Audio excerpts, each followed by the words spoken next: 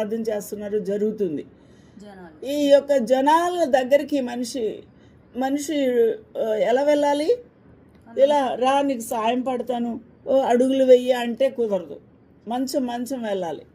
మంచము దింపడానికి ఏమాత్రం కూడా స్థలం లేదు. కిక్కిరిసిన జనం ఎవరు కూడా కొంచెం కూడా సమయం ఇవ్వట్లేదు, స్థలము ఇవ్వట్లేదు. అయ్యో అంత పెద్ద పేషెంట్ తెస్తున్నారని జాలి ఉంది అక్కడ ప్రజలకి లేదు. అక్కడ ఇక వాళ్ళు ఇంత దూరము, అంత పల్లెటూరు నుంచి ఆ కొండలు గుట్టలు దాటుకొని వచ్చాం కదా, ఈ చిన్న పని మనం ఎలాగోలా చేద్దాం. వాళ్ళు కొట్టారు హౌస్ ఓనరు, మనకి ఏదన్నా నష్టమైనా పర్వాలేదు, మనం మాత్రం ఎలా ఎనసయ్యే ఈ పేషెంట్ని మనము ఆ యేసు ప్రభు ఎదురుగుండికి దింపాలి. అయితే ఎలా చేద్దాము, ఎలా ప్రభు దగ్గర దింపుదాము అని అంటే ప్లాన్ చెప్పుకున్నారు ఒకరికొరు.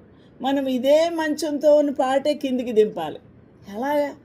ఆ యొక్క పైకప్పు పెంకులు మనము తీసేయాలి. పైకప్పును ఏం చేయాలి? విప్పాలి. పైన అంతా కూడా ఖాళీ చేయాలి. మంచం పట్టి అంత ఖాళీ, అంత పెద్ద ఖాళీ చేయాలి. అప్పుడు కానీ మంచం వెళ్ళదు. నలుగురు మనుషులు కూడా వెళ్ళాలి. ఆ ఖాళీ చేసినప్పుడు ఎంత మట్టి కిందికి రాలిపోయి ఉంటుందో, పాత కాలపు ఇల్లు. మరి ఎంత ఆ ఓనర్ చూస్తూ ఉంటాడు, అయ్యో తనకి ఎంత నష్టం అవుతుంది, ఇది మళ్ళీ ఎవరు పూడుస్తారు అని ఆయనకి కూడా బాధ కలిగే ఉంటుంది.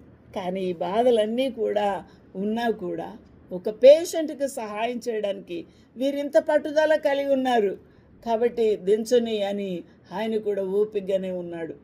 ప్రభు కూడా వారి విశ్వాసం చూసి వారు కిందికెక్కి మీదికెక్కి బాధలు పడి జారుతూ పెంకుల కింద రాలుతుంటే వాళ్ళు పక్కోళ్ళు తిట్టుకుంటే ఎంత సినిమా అయిపోయి ఉంటుంది అక్కడ.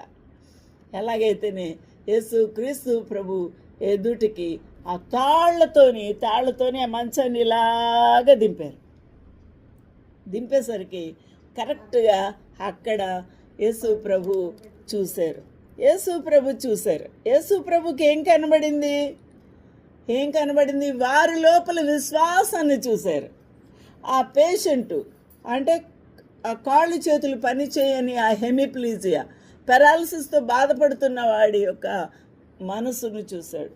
ఆ హృదయంలో బిక్కుమని, అయ్యో బాబు వీళ్ళని కొడతారో ఏంటో, నన్ను కష్టపడి మోసుకొని వచ్చారు, వీళ్ళకి దెబ్బలు తగులుతాయి ఏంటో, ఓనర్ ఏమంటాడో ఏంటో, విసుక్కొని యేసు ప్రభు కూడా మమ్మల్ని పంపించేస్తాడేమో అని వాళ్ళు ఇక్కడ అయ్యో యేసు ప్రభు ఏమంటారో, చిరాకు పడతాడేమో అని ఈ పేషెంట్ ఎన్ని బాధలతోని, ఎన్ని ఆలోచనలతోని మొత్తానికైతే యేసు క్రీస్తు